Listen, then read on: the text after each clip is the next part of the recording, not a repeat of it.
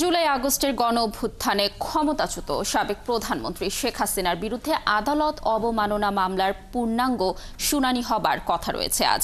আন্তর্জাতিক অপরাধ ট্রাইব্যুনাল 1-এ এই শুনানি হবে। বিচারপতি গোলাম মর্তুজা মজুমদারের নেতৃত্বে 3 সদস্যের ট্রাইব্যুনাল এই শুনানি করবে। রাষ্ট্রীয় গণমাধ্যমে বাংলাদেশ টেলিভিশনের মাধ্যমে এই শুনানি সরাসরি সম্প্রচারের সম্ভাবনা রয়েছে। এর আগে গত 3রা জুন শেখ হাসিনা ও অপর আসামি গাইবান্ধার যুবলীগ নেতা শাকিল আহমেদ বুলবুলের বিষয়ে শুনানির জন্য আজকের দিন ঠিক করা হয়। গত 30 এপ্রিল ট্রাইব্যুনালে অডিও বার্তায় 227 জন হত্যার লাইসেন্স সংক্রান্ত শেখ হাসিনার বক্তব্য তুলে ধরে আদালত অবমাননার মামলা করে প্রসিকিউশন। এরপর শেখ হাসিনা ও বুলবুলকে 7 দিনের মধ্যে হাজির হতে 2টি পত্রিকায় বিজ্ঞপ্তির নির্দেশ দেয় ট্রাইব্যুনাল। পত্রিকায় বিজ্ঞপ্তি দেওয়ার পরও 3 জুন 2 আসামি কিংবা তাদের পক্ষে কোনো আইনজীবী ট্রাইব্যুনালে হাজির হননি।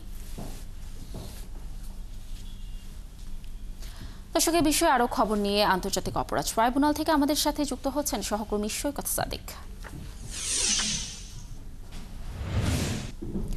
সৈকত, আমরা দর্শকদের যেমনটি জানাচ্ছিলাম যে আজ শুনানি রয়েছে, এই মামলার শুনানির কি তথ্য রয়েছে আপনার কাছে জানাবেন, এবং সেই সাথে মামলার চূড়ান্ত শুনানি কি আজকেই হতে পারে কিনা, সংশ্লিষ্টরা কি বলছে, কি তথ্য রয়েছে? এটা যেহেতু একটি আদালত অবমাননার মামলার শুনানি হবে আজকে, শেখ হাসিনা 5ই আগস্টের যে পর থেকে কিন্তু ভারতে অবস্থান করছেন, ছাত্র জনতার গণ অভ্যুত্থানের পরে তিনি সেখানে চলে যান এবং সেখান থেকেই আওয়ামী লীগের নেতাকর্মী যারা রয়েছে দেশ বিদেশে তাদের সাথে তিনি অডিও বার্তার মাধ্যমে কথা বলেন, বিভিন্ন দিক নির্দেশনা দেন।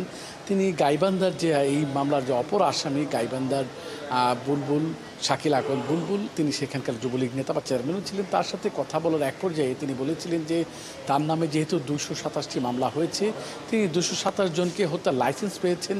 তার এই বক্তব্য গত 30 এপ্রিল ট্রাইব্যুনালের এজলাসে ট্রাইব্যুনালের আমলে আনেন প্রসিকিউশন বা চিফ প্রসিকিউটর তাজুল ইসলাম। তিনি আদালতকে জানান শেখ হাসিনার এরকম বক্তব্য এই জুলাই গণঅভ্যুত্থানের পরে যে মামলার বিচার কার্যক্রম শুরু হয়েছে এই মামলার বাধাগ্রস্ত করবে এবং যারা সাক্ষী তাদেরও একটা ভয়ভীতির কাজ করবে এই সব বক্তব্যগুলো। এর জন্য তিনি এই ঘটনা একটি আদালত অবমাননা মামলা দায়ের করেন এবং তার প্রেক্ষিতে কিন্তু সেটা 2 দফা শুনানি হয় এবং শেখ হাসিনাকে যেহেতু উনি ভারতে অবস্থান করছেন পলাতক দেখে তাকে হাজিরের জন্যই 2টি পত্রিকা বিজ্ঞাপনও দেওয়া হয় যে তিনি যেন 7 দিনের মধ্যে হাজির হন। এবং গত 3 জুন সর্বশেষ শুনানি, ওই দিনও তিনি হাজির হননি বা তার পক্ষে যে এই 2 আসামির পক্ষে যে আইনজীবী নিয়োগ করা দরকার সেটাও করা হয়নি। সব মিলিয়ে কিন্তু আদালত আজকের দিনটি নির্ধারণ করেছিলেন এবং এই মামলায় আজকে শুনানি বা আজকে আদেশের কথাও শুনেছিলাম, যেহেতু এই মামলায় তিনিও হাজির হননি, তার পক্ষে আইনজীবীও নেই। তো আজকে এখন পর্যন্ত ট্রাইব্যুনালের যে চেয়ারম্যান বিচারপতি গোলাম মর্তুজা মজুমদার সহ 3 সদস্য এসেছেন, আর হয়তো কিছুক্ষণের মধ্যে আজকে আদালত বসবে।